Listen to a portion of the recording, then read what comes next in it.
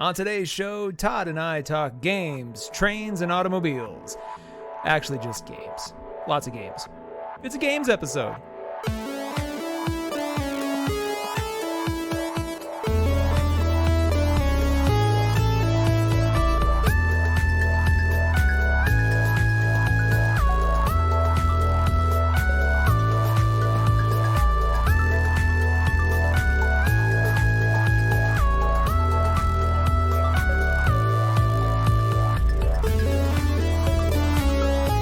Welcome to Panelism, the podcast where we talk about comics and graphic novels worth having on your shelf, and sometimes geeky adjacent subjects, as we will today.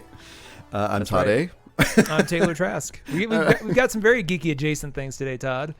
I'm happy to do it, because there is definitely an ongoing theme these 5 months, which is what the hell are we doing with ourselves during this pandemic?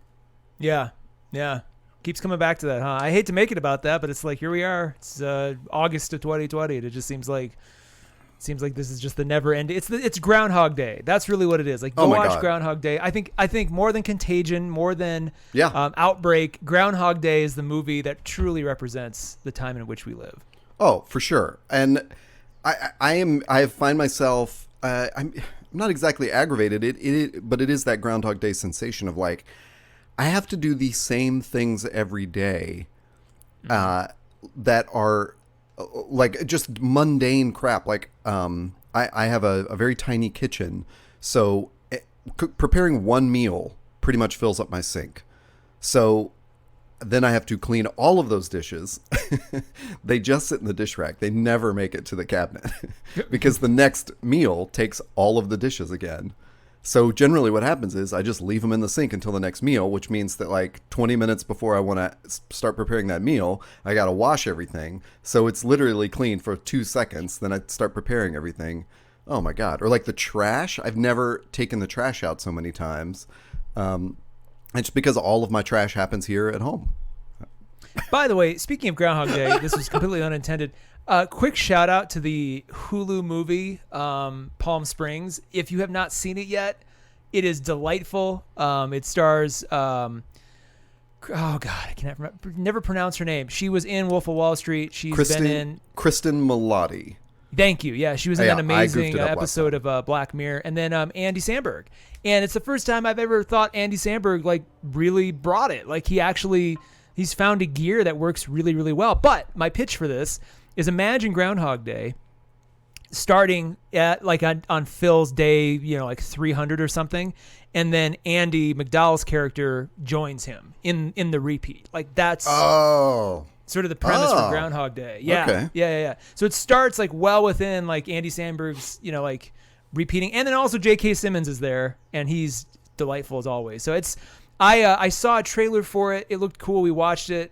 Rachel and I liked it even more than I thought I would. So go check out that little film too. I just rewatched the season of Archer that J.K. Simmons guests. Wait, what is he in that? They're in the season in which Archer dies. I'm trying to remember it's the detective agency one, I think. When he goes into the coma. Yeah. So J.K. Simmons is one of the detectives along with Keegan-Michael Key. I did not know that. Yeah, okay. So they sort of recur throughout the season, but it's all their whole thing takes place in one spot. It's a flashback kind of thing. Yeah. Does the J.K. Simmons character kind of look like him? Because I know the characters are, with the exception of Archer himself, they all are kind of drawn to look like their voice actors in some way. Like the Patton Oswalt one is my favorite. Him. No, that's funny you mentioned that because. Because the Keegan's character looks like him.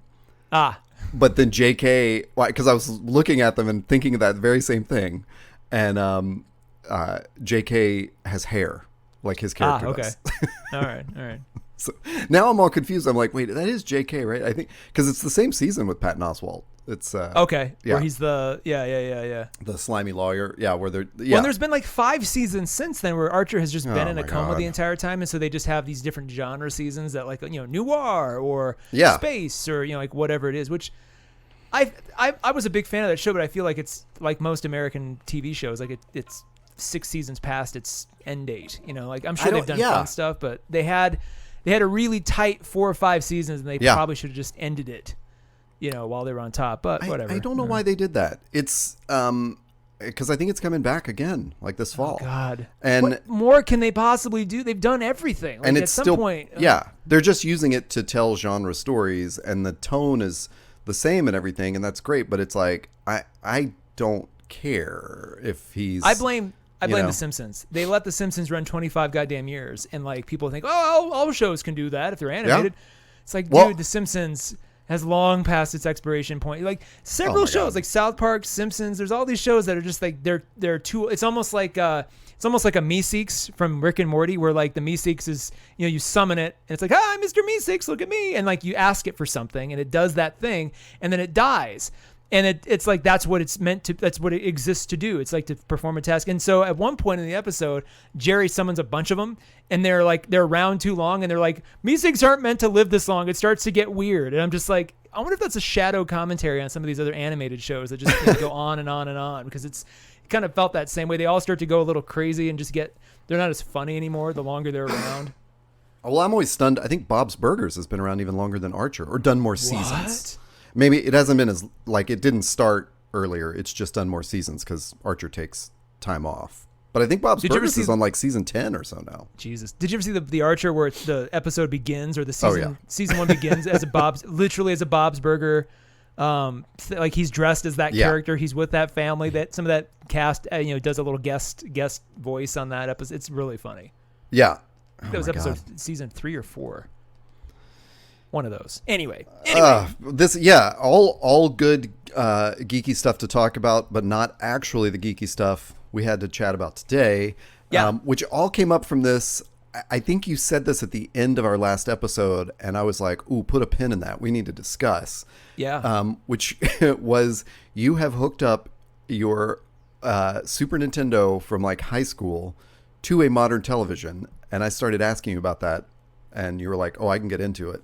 Well, let's rewind. So this Nintendo, I've had a Super Nintendo. I was one of those kids who never had a regular Nintendo, so like I was just jealous of all my friends. Okay. So then when I was in 4th grade or 5th grade, I think 5th grade, because that would have been like 92, 93. So like I got a Super Nintendo, and was overjoyed, and it's played it religiously, and then over time it just kind of, as the 64 and other things came up, it just it went into storage, and I took really good care of all my electronics. Actually, when I was back home for my 20th high school reunion, I went rummaging through my closet, and I found sort of my Indiana Jones, like a repository of old things, just kind of all boxes stacked on boxes. And in one of those boxes was my old SNES, and it looked, still looked, nothing was broken or anything. So I'm like, I'm going to take that back to my house, and I'm going to try to play it. So I brought it in, and then had a couple hits and misses. First of all, it was still, I think the last time I'd actually truly played it, it was with a TV that had a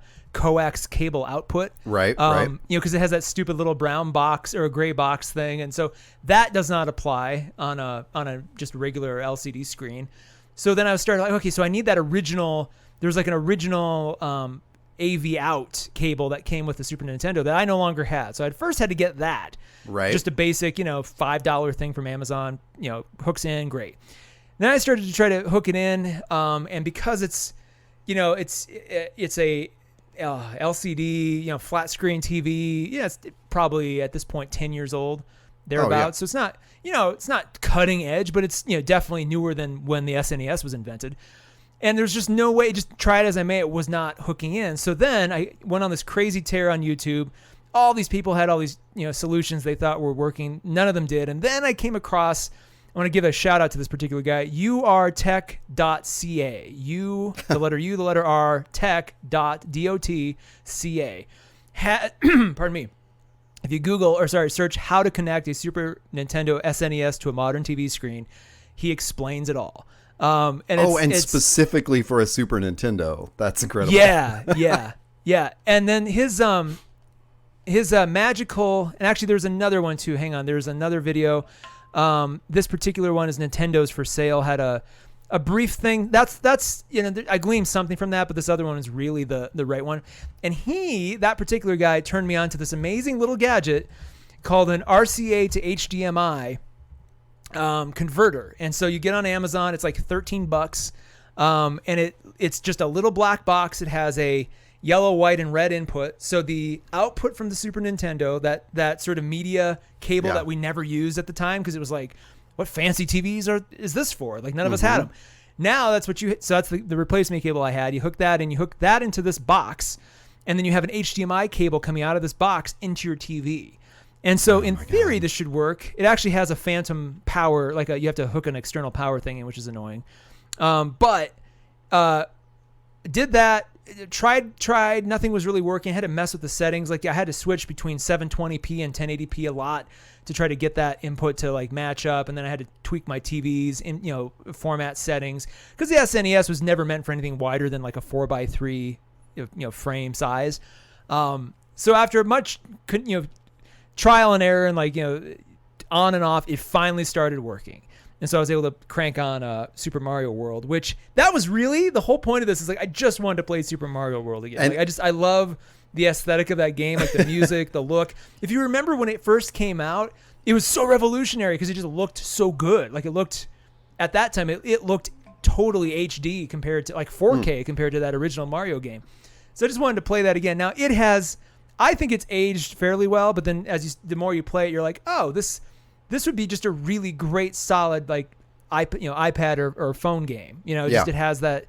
It would be awesome. So I cranked through that, started playing that. I only have 6 or 7 SNES games. I didn't have that many, but I also have this little thing that it's called a Super Game Boy, and so it's like an SNES cartridge that has a slot for Game Boy games to go into. Oh, right. So you can take all your Game Boy games and play them on your SNES, which some of them translate well, some of them do not, because they were meant for a tiny little screen. So they just, the kind of the flaws become more glaring. But all this to be said, I now have an SNES hooked to my flat screen, and it's delightful. That's the other important thing. The other important thing, this RC8 HDMI box actually can upscale the resolution. So you can actually, I was going to ask. Yeah, you can actually be looking at a 1080p sort of image, and it does this crazy thing where it kind of reduces the sharpness and kind of just makes everything so it doesn't look so pixelated. It's really cool. But I would search for on Amazon RCA to HDMI. This is by Gana, the particular one I'm looking at, Gana.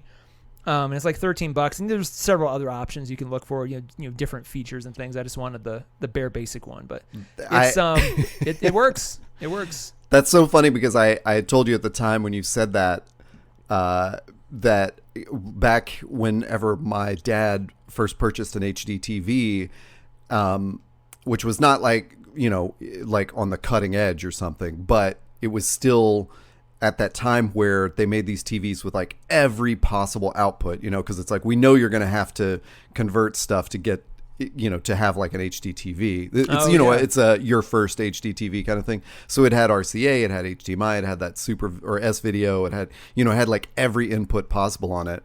And my brother and I took our Nintendo 64, we're home for Christmas or something. This is going to be amazing. We're going to just play, GoldenEye all during Christmas. And we plug it in and the pixels are 5 inches tall. Oh, yeah. And we went, oh no, this is terrible. Yeah. And I've had the same experience watching the Star Wars VHS tapes that I got on that TV, where it's oh boy, this is not, the retro feel I wanted. Dude, it's amazing how many things were meant for 4x3 TVs to watch only once ever. Back when there wasn't streaming, there wasn't DVDs of shows, and it's just this is going to air and then never again, maybe in reruns, maybe. Yeah. But this is a one-time thing. And so just seeing how much of the world at that time was just not prepared at all for where we are now in terms of just these 4K displays and these beautiful, vivid things. It's crazy. Well, go ahead. Did you find that your it sounds like you took the time and the care to do this in a way that respects the games, but did you find that on some games maybe that your nostalgia was misplaced or something, where you're oh, this isn't as fun as I thought it would be?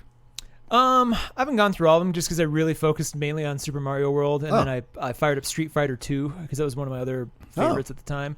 That still looks. I mean, Street Fighter 2 has kind of a janky quality anyway. That's part of it. Like if it was, I really wouldn't be as interested in Street Fighter if it was like really streamlined and like vivid. And there's a sort of a 16-bit quality to it that I think needs to always be there. Yeah. If you want something different, just go buy one of the modern ones. Like they're still making it. So yeah.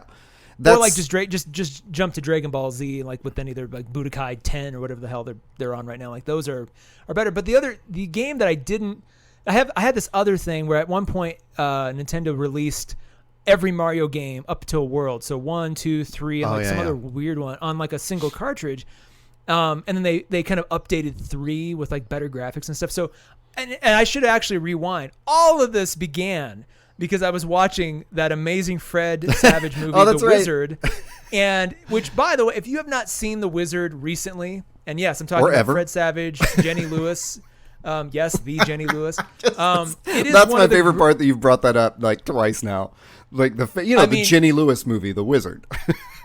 It is like one of the few things she was in before she's like, I'm not an actor, and then just did music full time.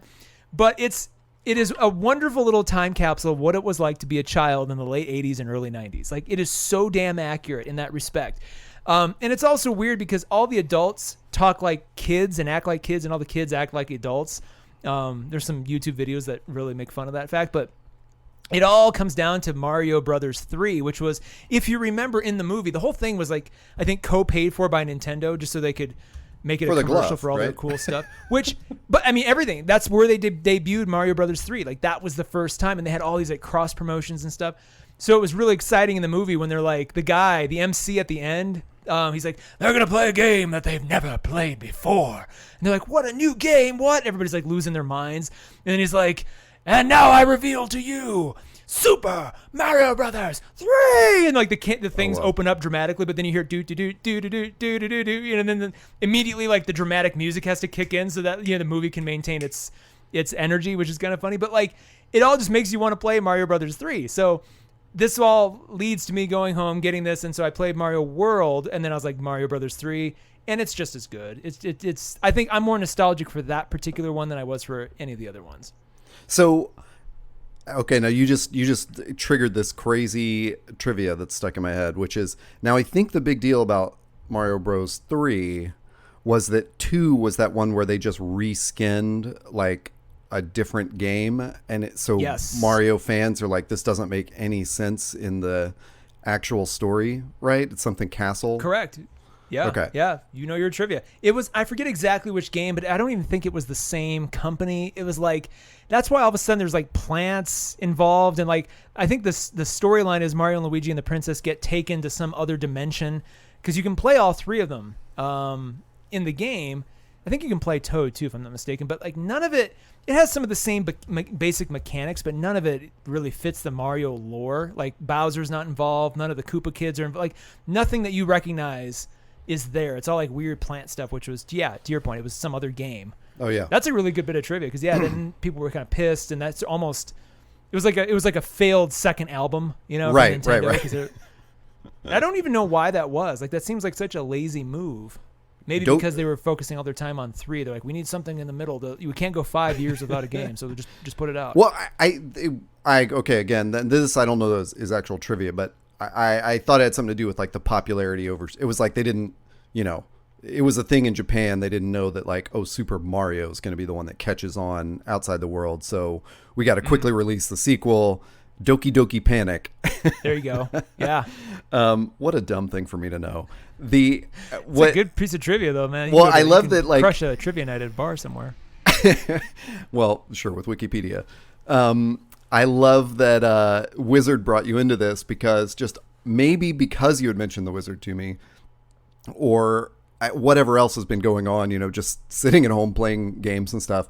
I've been listening to this podcast called How Did This Get Played, which is obviously like a spin on How Did This Get Made, the movie podcast. But in Played, they generally talk about bad video games.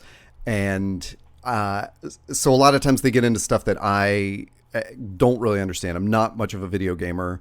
I do like when they talk about retro stuff. And specifically, the reason I ask you that question about like, the nostalgia is, I would have previously thought like the Atari was one of those things for me. Like, Yeah. my brother and I had an Atari, and then he got a Nintendo, but got it like late. So it was sort of like my friends had already kind of like gotten over the Nintendo, I think, when my brother got it.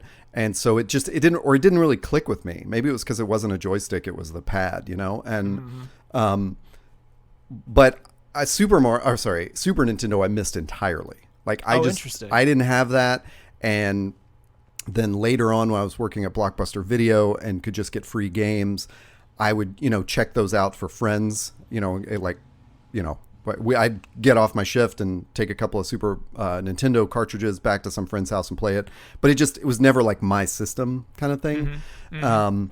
But so anyway, one of the things that this podcast has made really clear is that like a lot of those, what I would have thought were like classic games that were on the Atari were dog shit. And they specifically have brought up like how terrible Pac-Man is on the Atari. And they have the sound effects that they will often like, just pitch to their producer, like, play us that sound effect of Pac-Man. And it's just this like electronic noise. Like it's not, there's not there's no craft to the sound or anything. It's just like, bang, bang, when a ghost gets him or something. And, it's killed that nostalgia for me. I'm like, oh, you're right. I don't want an Atari. Like that sucked. Well, I forgot to mention, my family did get an Atari 2600 when I was like really little.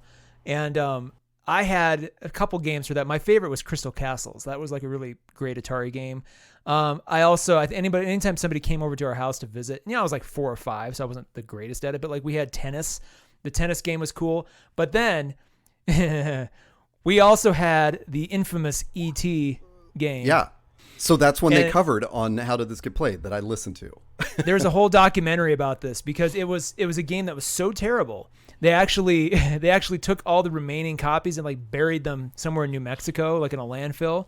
And they recently excavated a bunch of that, and the Smithsonian Institute even has an excavated cartridge. So I still have mine as well, which is great. Wow. But it was one of those games where when I was a kid, I kept coming back to it because it was so. I mean, it is basically impossible to win, and it's almost impossible to play because none of it makes any sense. But it was so confusing. I was kind of as a kid obsessed with trying to get past something, and it just was so hard and so terrible. I never could. I didn't realize at the time it was just bad. I just thought, what is wrong with me? What am I missing that I can't do this? I love that point. That comes up over and over again in this video game podcast. Like when you're a kid, you're just like, oh, all video games are good. Yeah. And then, and then you get one like that and you're like, what is going on? Yeah, it is. There's a whole rabbit hole you can fall down about the E.T. game for Atari if you're interested. It is very interesting. Nice. Just like the rabbit holes that E.T. falls down in the game. Exactly. Yeah, if you're not familiar, there is one of the mechanisms of the game is that you fall down holes and then have to get out or have E.T. come and get you out. But you always, from no fault of your own, you can like literally be as far away from a black hole as possible, like on the game, and then you just fall in. And it's just constantly. That's all it is. It reminds me also of I had a Game Boy back in the day. That was my favorite thing. It was my Game Boy, like an OG version, Generation 1 Game Boy. But I had the Home Alone game, which was I thought really really fun, really addicting, but you could never save your place. So you could spend an entire Sunday afternoon, like 6 or 7 hours playing this dumb thing, and then get to the end, and then like whatever the boss is or the final thing, like you die and then you just start over again.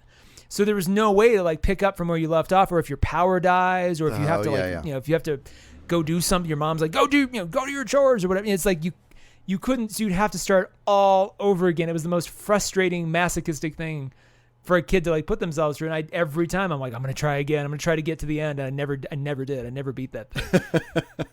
I bet you it has a similar. I bet you there's a small subset of fans who are aware of that fact that like sort of treat it like our own ET, just like, man, that damn game. They built it just to be annoying. Anyway. Yeah. I for whatever reason in this moment of pandemic and at home, this has really amused me because one of the things I keep coming back to is like, should I get a Switch? Like there's this. They do look fun. There's a new Switch Lite. They're having fun. Yeah. Switch Lite? Yeah, so it's all like it doesn't it can't connect to your TV. It's just like a it's like the Game Boy version of the Switch. Oh, okay. And it seems like it's but I feel like it's one of those things where now here's another question. Because you've already alluded to this. Are there certain systems you associate only with one game or that you play only one game on them? Yeah. Yes. Like for me, the Nintendo 64, we literally called the GoldenEye machine. Because I was going to say GoldenEye. Yeah. That and Mario Kart are like the main two. Loved Mario Kart, loved Wave Racer or Wave Runner or whatever it was called. And it seems like there was one more. But it was one of those things where we would play that as like the palate cleanser in between just epic GoldenEye matches. Mm-hmm. And I think because it was one of the first games we ever had where you could get 4 friends playing a fighting game together and it was chaos, nobody, everybody's looking out for themselves, and we just didn't have that experience before. And that's what made it like when it's split screen into 4, you could have 4 different screens where you're like, that was a very novel concept at the time. Like, wow, this is crazy. But GoldenEye, man, it's to this day, every time I'm home, we have our N64 at home. That's typically one of the things we fire up because it's just like it's so easy for anybody new to just to pick up and go. And then as long as you have the rule that nobody can be odd job because it's just not fair.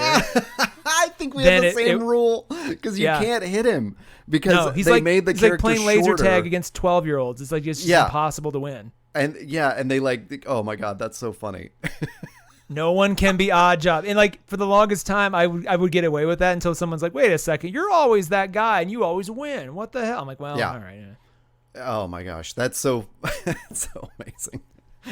You can't be. There's actually, have you ever like unlocked some of the secret characters too? Like, how there's like, they're grayed out, like just sort of anonymous. And then like you get to, some of those are, it's interesting how deep into the movie they went to like bring you other characters. Oh yeah. Like you can play as Boris, you can play as, practically everybody. There's a funny thing too where I there was a funny inheritance of this system. Like 2 friends bought it when they were roommates, and then when they got different places, one of them got it, and then I was a roommate of one of those people, and then when he moved out, I got the system, and so by the time we had played as a group so much that I don't think anyone had ever. You can only unlock the characters in the solo mode. Okay. And so it wasn't until I had gotten it that I started playing so much that was like solo that I could unlock characters. And I'm like, oh my God, there's all this stuff we didn't even know about. Yeah. It's like years past. But I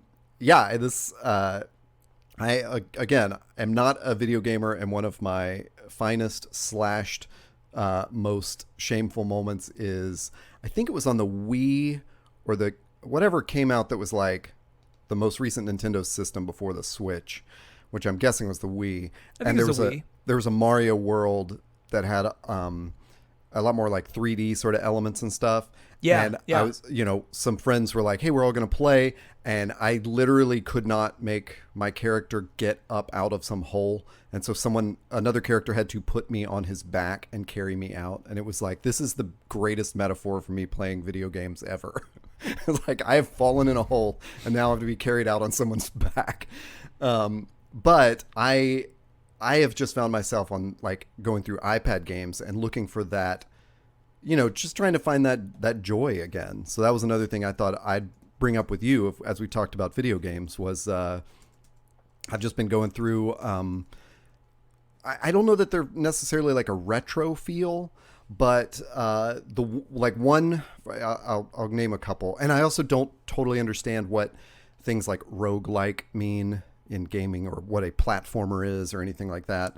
I'm really loving this game called Oddmar, which is basically like a Viking version of Super Mario.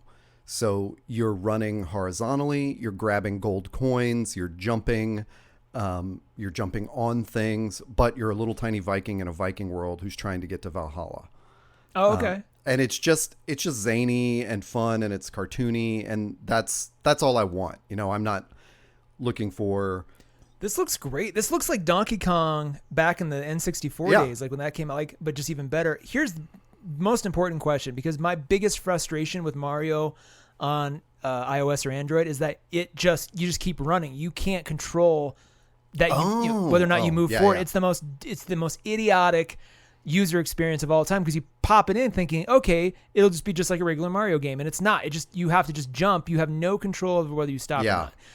I'm assuming Oddmar plays it normally. You can play normally and stop. So I have not yet taken the leap to getting the like controllers for an iPad.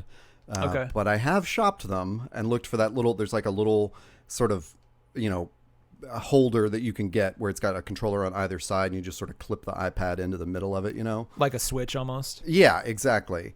So the frustration for me is your running in either direction is controlled by your thumb on the screen.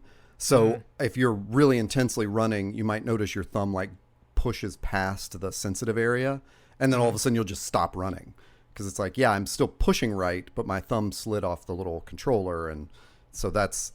It would be a fun game with a controller, I assume, if you had the right feel for that. Well, I'm glad you mentioned that, because I've really wanted to play Fortnite, but to do it as a touch experience just is not fun. Right. I mean, I have it. I've played it a few times on the iPad, but I'm just like, I need a controller. Like, this isn't fun. But if I get an external controller, that might change everything. That's a good point. That's interesting, because I've never played Fortnite, and I am Fortnite curious. It looks so fun, but like I didn't want to play it on computer, and I don't have I have a PS3, so I don't have a way to play it that way. And then it's my iPad is perfectly capable, but I'm just like, I need another interface. I can't just be swatting my iPad screen and then this also helps with games like Infinity Blade. Have you ever seen that? Like, that series is amazing, but it's you're constantly swiping, it just becomes obnoxious. So when I mentioned this to you, I didn't know that you played games on your iPad. That's hilarious. Okay, so oh boy, this episode is going to end with me ordering a controller. I think the same. We may have to do this as we go, just kind of shop around, because I've never even looked into it, and now I'm like, oh shoot, this might be the answer to all my problems. Yeah. Because I look at I'm glad the Switch Lite exists. I'm looking at it, since you mentioned it, I'm looking at it. I love the colors, but I'm like, I don't need yet another device. Exactly. As much as I love some of these Nintendo games, I'm just like, I don't need another thing. This right now. This is probably the long conversation, which is the conversation being, do you have the one Uber system, or do you have a bunch of little systems that have a specific purpose? And this is a conversation that has been going on since I inherited that Nintendo, because I remember it was at that time that my friends and I mentioned, like, we could start getting like those really fast computers, like sort of like the pre-Alienware kind of gaming system, where you specifically bought the component, the fast video card. But then that tethers you to a desk with a giant tower, and it's like the 90s all over again. It's just, that's never appealed to me. I feel exactly the same way about a Switch. I have the iPad non-Pro that came out a couple years ago, so it's that 9-inch one that I think is just perfect. I love sitting on the couch with it. You have the 10.5 Pro, I think. So, we both have, like, it's big enough to be a system on its own. But yeah, I think the fun I want from a game on that has to do with that tactile thing. So for me, I have to look for a really specific game that doesn't require a lot of like thumbs on the screen. Yeah. But still has some fun little action. And then I like the cartoony versus, the gritty, and I don't want a first person shooter. I want something a little like and like you mentioned with the Home Alone, I don't want it to be like I go so far and then the character dies and they're done. Yeah. So I've looked really hard at buying Final Fantasy VII, which I remember playing on the PlayStation, and enjoying, but it was just, I don't know that it's going to capture that nostalgia for me. So I've checked out this one I really like, is called Bad North, which has nothing to do with like, I don't know why I said nothing to do. It's just, it doesn't have a retro feel. It doesn't like but it's also not a thumb masher. It's another Viking themed game where you are moving island to island and protecting the islands from a Viking invasion. So there is some quick tapping, but it's like you're sort of picking your strategy, and then your little army fights for themselves. And I'm sure there's a name for whatever kind of game that is, but it's one of those where it's like cutesy enough and actiony enough, and also has that,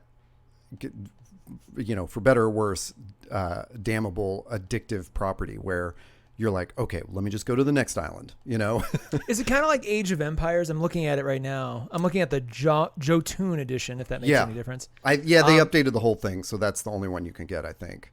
But is it like Age of Empires where like you kind of build your civilization and then go attack others, or is it purely like attack and rinse and repeat? Yeah, that's a great question because it's just attack. So you just start out with sort of basic troops, and then as you defend and gain gold, you can choose, okay, this army of mine is going to be the pikemen, and this one's going to be the archers, and this one's going to be the infantry. So you can give them different weapons, and then they defend and attack a little bit, differently, and you have more tactics to try out and strategy. But it's just got enough of the cartoony for me. I tried out another one that I enjoy the look of called Swords of Ditto, which is just an open world sort of thing. Like there's some looming big battle that you've got.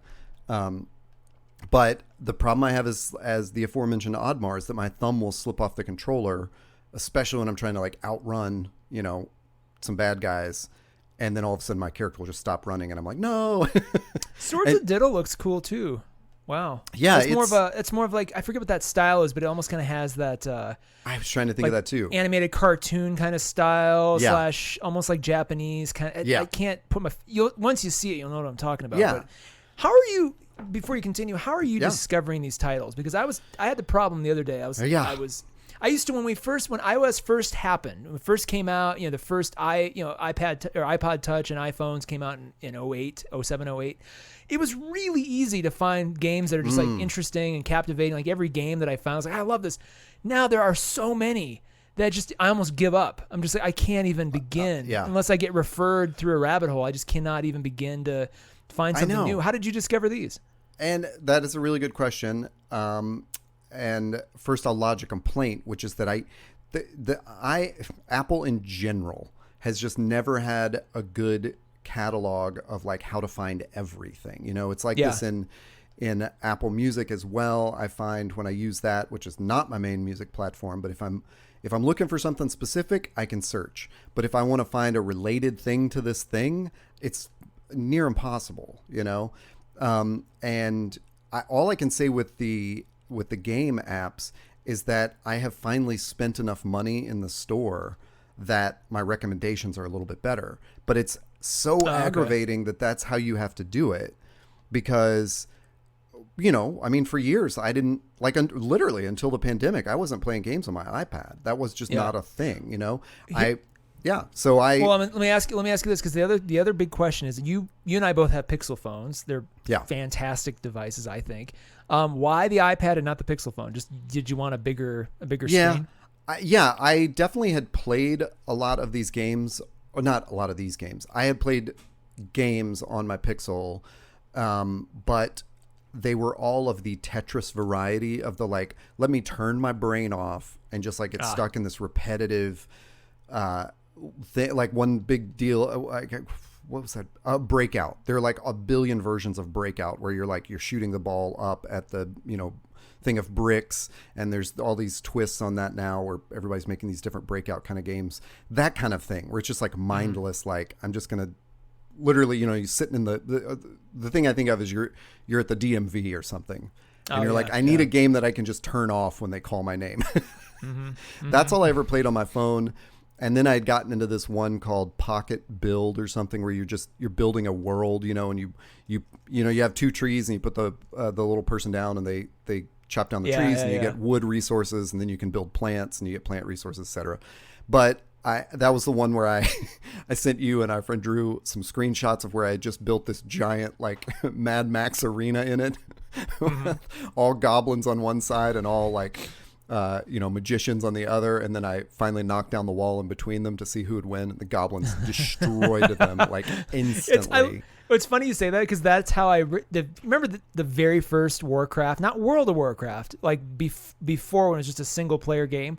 That's what I used to do. I used to go in, they had an editor involved. I created like an artificial wall and just let the two sides have at it, and then you remove that barrier. It's like evolution, take over, go, let's see. It was so depressing. I thought the Wizards would put up a fight, but no. I know. They just like one of them gets one. It makes you wonder like how the algorithm was programmed, where one side just freaks out and gives up. Like, never mind, go for it. Well, and that's a good contrast too, because one of the games I wanted to talk about was, and I don't have a lot to say about it because I haven't gotten far in it, but it had been referred to me, and it's called Arrog, ARROG. And it's one of those, I can't say specifically it's an indie studio, but it's a very indie feel. It's like it looks like hand drawn, but it's line drawings of this animation. But it has this very sad feel to it, which is a thing a lot of these indie games have. Yeah. And so you're solving a series of, I mean, I guess you would call them puzzles, but it's more like it's a journey through this person's last of their life, and you'll do these little things, like you'll solve a little which piece fits where kind of thing, but nothing's described to you, like nothing says go find the piece that matches here. It's not childish like that. It's like you're just staring at a screen going, oh, I guess I can drag this thing up there and that'll connect this wire, and then some light will flicker on, and it's really creative and interesting to me, but it's also like, this is not the zany fun I want when I sit down, Well, it's okay. You bring this up. There has always been, maybe in the last 5 or 6 years, a class of game or a category of game that is more art project than game. And I appreciate them, but this kind of looks like that, where it just feels like, man, I don't even know if this is something I should play so much as just sort of watch and experience. And it has just a very specific point of view aesthetic. And I appreciate, I'm glad they exist, but I don't know how we almost need a category just for these kind of very artsy, intentional games. Yeah. And they're almost like the ex machina of games. Like, wow, somebody really had a very particular vision of what they wanted to do here. And I do like that they are specific to a mobile experience, because it would not make any sense on your lime green Switch Lite. No. You're that whole system puts you in a different mindset. So there is something about just that lonely staring at the screen, and it's kind of meditative or something. But I haven't tried out too many of those, but there are some where I'll play for a couple minutes, and I think it was like $2.99.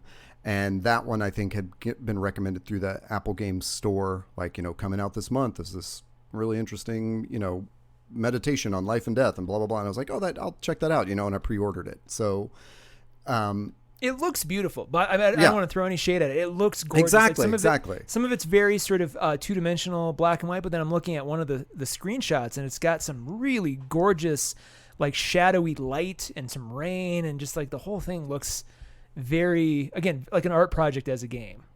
Yeah, exactly. And that's, I thought I'd throw it in there for some contrast. I love it. I'm trying not to go too deep on like every freaking app I've downloaded and tried out. So I'll leave it there, but you had a couple notes that I was really curious about. Yeah. So when we're talking about iPad games, and I'm glad we're having this discussion, because I've sort of been on this. I used to do most of my mobile gaming, quote unquote, on my phone, on my device. So most of those were Android. I've always only ever had an Android device. So I've had these Android games. Prior to that, I had an iPod Touch, like when it first came out. That was my device. And I had there were a lot of games that I would still play today had the developers kept up the updates. So I actually have I ended up, my original iPod Touch bit the dust, but I ended up grabbing my first business partner. His phone was like one of the original iPhones.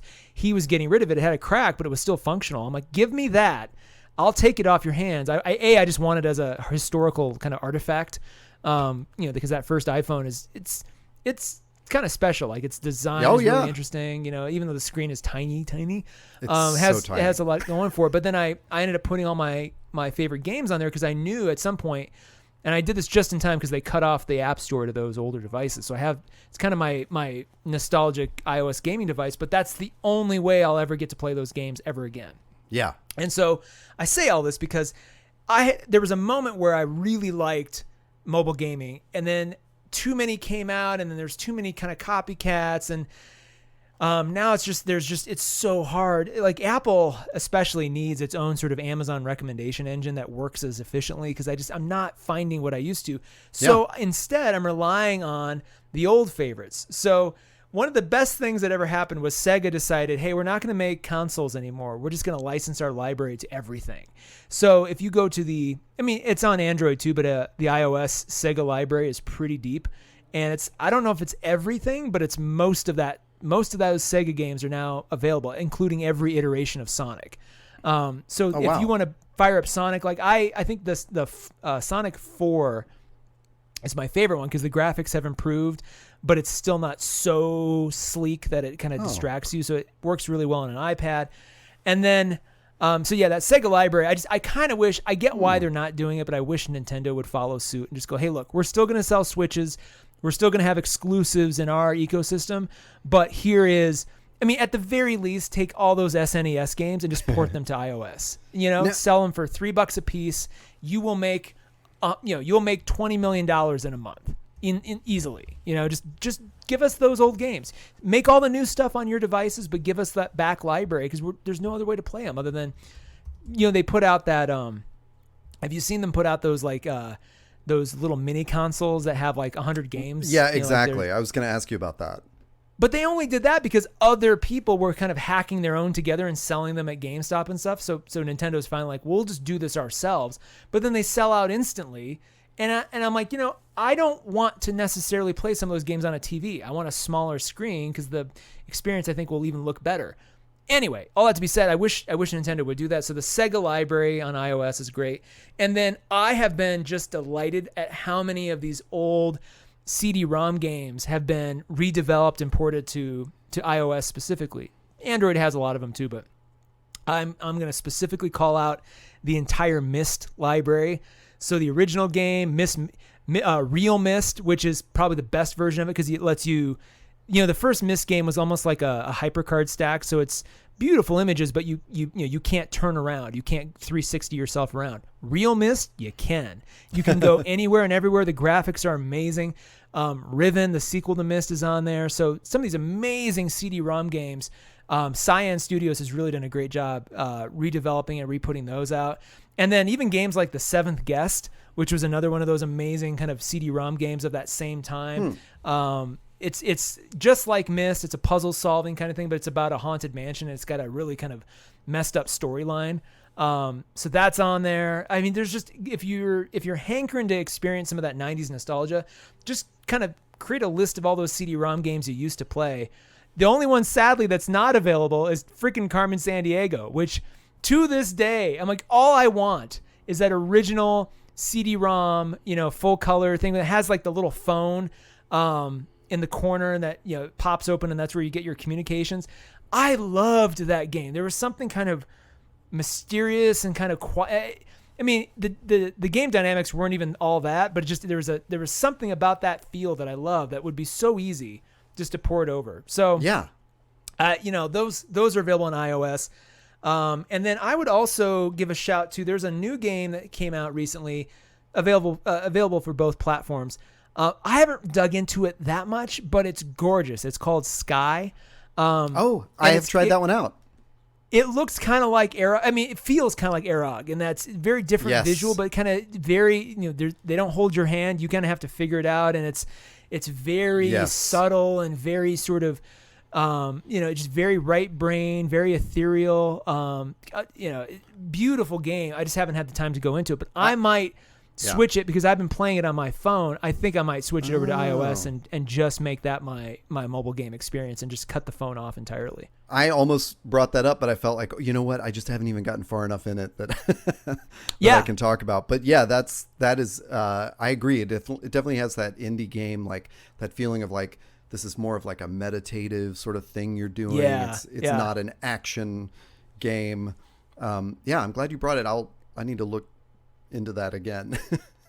I'm so glad you mentioned Oddmar, though. I'm looking at the screenshots. It looks fantastic. It looks like the thing I have been waiting for. Oh, cool. For months now. Like I will play this immediately. It has some really fun stuff. And I'm just, and it's funny because I see recommended, along with that is Oceanhorn, which pops up everywhere. And I'm sure Oceanhorn is wonderful. It just isn't. I mean, like, just make Zelda. Just license Zelda. That's all I want. But Oceanhorn pops up every time you type in Zelda at any point. Yeah. Well, I'll tell you another like sort of frustration of mine. And again, like, disclaimer, I'm not a video gamer in that sense. Like, I don't know totally what I'm talking about. I'm sure there's a level of nerd that can like explain to me why this is not the case. Whatever. They're different platforms, etc. But I have Steam on my laptop. But I don't want to play games on my laptop. Nor do I. I only have this because during the pandemic, I have bought one Humble Bundle and then another charity that I gave to on Itch, where I got a bundle of games. I would love to play these games just to check them out. A ton of indie games that I got off Itch, but I don't want to do that through my laptop, which also has no controllers, and it mostly because that's my work machine. Yeah. And I like the idea that, the iPad is what I can just sort of take over to the couch and sit there and like, feel relaxed. I don't want to feel like I'm at work. And I completely agree. There's a Steam Link app that will let you link to your computer that's running Steam. So you can like put this on your iPad, but you have to leave your computer up and on.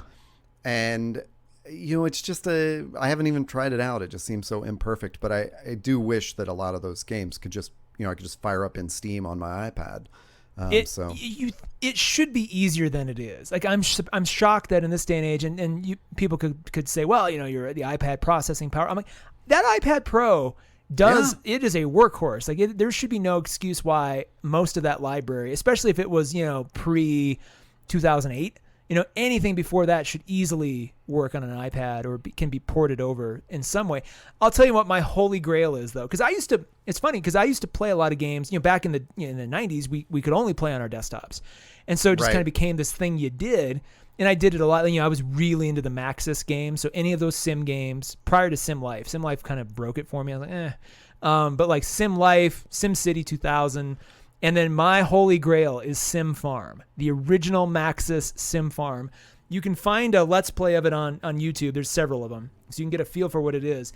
It's not that, there's really not much going on there that other simulated farm games did, but there's a sort of simplicity to it I love that, Farmville or any of those never really achieved.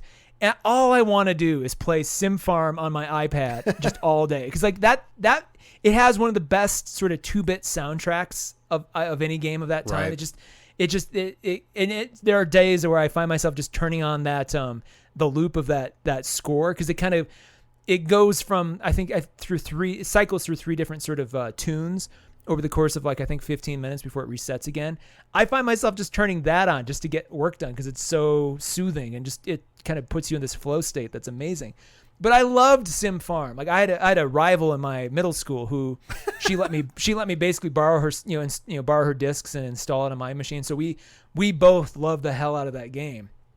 And we'd build these amazing farms and just, it becomes, I don't know if you've ever played the original SimCity or SimCity 2000, like the Maxis really knew how to make those games at that time. So between that and Carmen Sandiego, if just one day, I don't know. I mean, I'm sure it's like, look, if we did that, it would cost us, like $50,000 and we don't have, we wouldn't make that back. I'm like, all right, fair enough. But I mean, Carmen Sandiego is a no brainer. That, and there's the other interesting thing is that Oregon Trail 2, I argue, is the best Oregon Trail. And they don't even really have any modern Oregon Trails anymore on iOS. They used to, and they've taken the most of them down, it looks like. So all that to be said, like, I'm with you. Like, I just don't, the desktop, laptop experience is just not where I don't want to sit at a chair to play. Like, I want to be able to lay on the couch. You know? And there's definitely something specific to like the pandemic and working from home. There's there's very, very little separation between my work and my life. And I've got to try to find other ways to put more separation in there, even if it's just point. As simple as like, use a different device for this. I don't, this laptop does not go in my bed or in my bedroom, like and I don't want it on my couch even. So it's, but no, this is fun to talk about because, it's funny to describe myself as not a video gamer when we are all video gamers. Like we are in that generation that, we're right in that, that first generation to have these home consoles and grow with them. So even though I'm like, oh, I'm not a video gamer, but oh man, when, NHL 93, like that was the game on Genesis, whatever. I can go back. Back in the day, were you ever a Sega console person, or were you only sort of in the Nintendo world? Freshman year of college was that year where there was an NHL game where you could make everybody's heads bleed. And like that is documented in Swingers. Like in Swingers, they lament how the new version, you can't do that. Or something like that. But that was my freshman year of college, and someone down the hall had a Genesis, so we often piled in there to play the Genesis. But I never played any of the Sega like Sonic games or anything like that. And it's not that I'm not a sports fan, but I do from time to time check into those games. I don't know, like they're way too complicated now, but back, when it was Blades of Steel and whatever that Nintendo basketball game was, Double Dribble. My God, I forgot about Double Dribble. My God, that's such a great callback. That's one of those games that was a perfect example of like, I'm so angry at this game, and I think it's because I'm a bad player. But what it was the pixels were so precise that your player had to be standing on in order to make a basket, that it just didn't make any sense. Like nobody could be on you and you shoot, from the 3-point line and you miss it. And then I would have that friend that had played this a million hours and could line up like right on the right pixel, total coverage, and still sink the basket. And you're like, what? Like, this doesn't make any sense. Well, I have the extra luxury, by the way. I should have mentioned this from the outset. I have the extra luxury of living in Manitou Springs, where because you were here with me. Oh my God! We have a penny arcade that has as many classic, arcade games as you could possibly want to ever immerse yourself in. So whenever I'm feeling super nostalgic, I just go down there. Not so much now because of COVID, but like, in normal times, I would just go down there, spend $2 and have a grand old time. Yeah. Which is, not everybody has that sort of luxury, I understand, but like that has been one of the greatest things about moving to Manitou, is that just having that down there whenever, and there are games, and they cycle games out now and then. So there have been some blasts from my past that I don't even know what this one is called. I should go back and double check it, but I just know it's the Lord Demos wins game. It's this kind of like, it's kind of like Street Fighter. You pick like a, sort of mythic, legendary kind of character, but there's one called Lord Demos. And I remember when we were in high school, my friends and I would always go up to the mall, and like we'd wind up eventually at the end of the day in like the arcade in the mall. And this is one of the games where you can just mash the buttons as Lord Demos and destroy anybody else, no matter who it is, no matter how good they are. And then every time he wins, he looks at the camera and goes, Lord Demos wins, and like slams his sword into the ground. It was the most satisfying thing. So we had to have a rule for that too. Like the odd job rule had to apply. Like nobody can be Lord Demos, because there's clearly a flaw in the game where the developers are like, screw it, just, mash the buttons, you will always win. We have Maze, that down at Manitou. Dark Age? What's that? Yes, Maze the Dark Age. There you go. I had to look it up because that Lord Demos sounded familiar.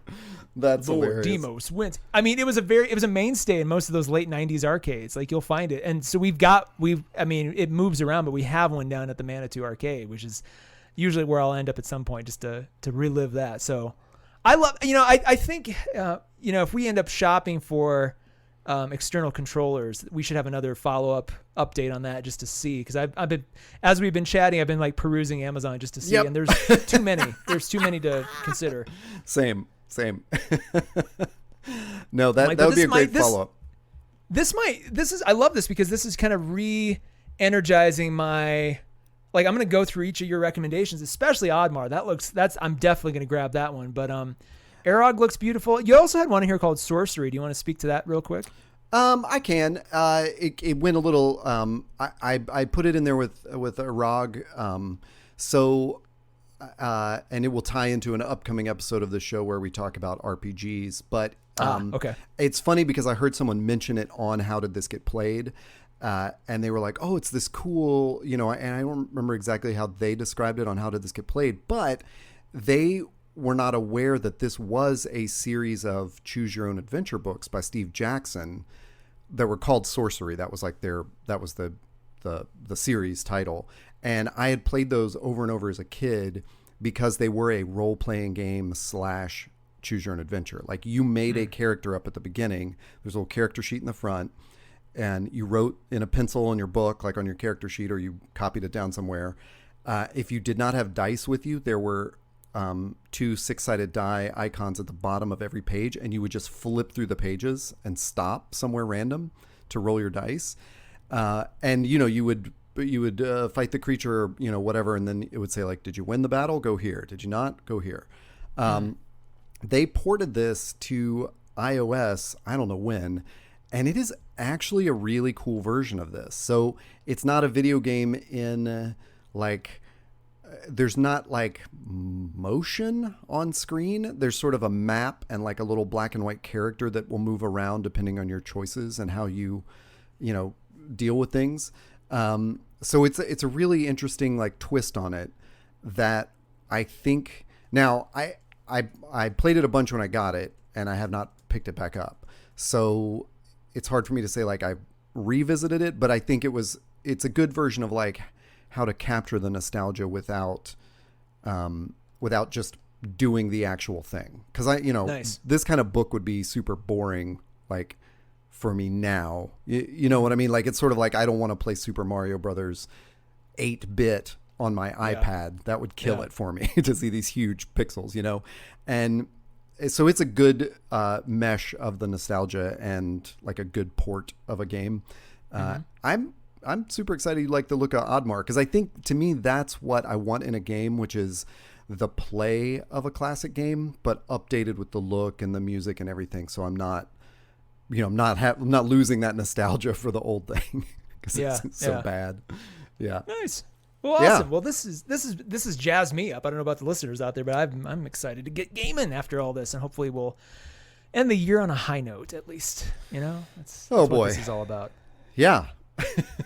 All about this. Well, anyway, you can find more episodes like this if you want to go back through our back catalog, which a lot of people seem to be doing, Todd. There's just, I'm always surprised looking at our stats, like who's going back and checking out like very old episodes. And a lot of them are going back to, episode 0 of the Todd and Taylor Show, which is all part of the Panelism feed now. So you can go find everything at panelism.inc. That's panelism.ink. That is also coincidentally our Instagram handle, panelism.inc. You can direct message us there. Apologies, we've been a little inactive there as of late, so hopefully that'll change. That's my job usually. I would say, and we'll post about this episode on Instagram. Hit us up with your game recommendations, because I'm constantly looking for them. Yeah, I would love to know what sort of fits in. Enough about what we like now. Let us know what would fit in that. Yep. Or yell at us if we're like, you're like, Mist is full of crap. Like, that's fine too. I'll have that discussion with you if you're out there. And then anything else you want to plug, sir? No, I'm good. Well, there we go. Well, it's been great. Thanks for listening. We'll be back next time with another episode. In the meantime, enjoy, and I'll talk to you next time.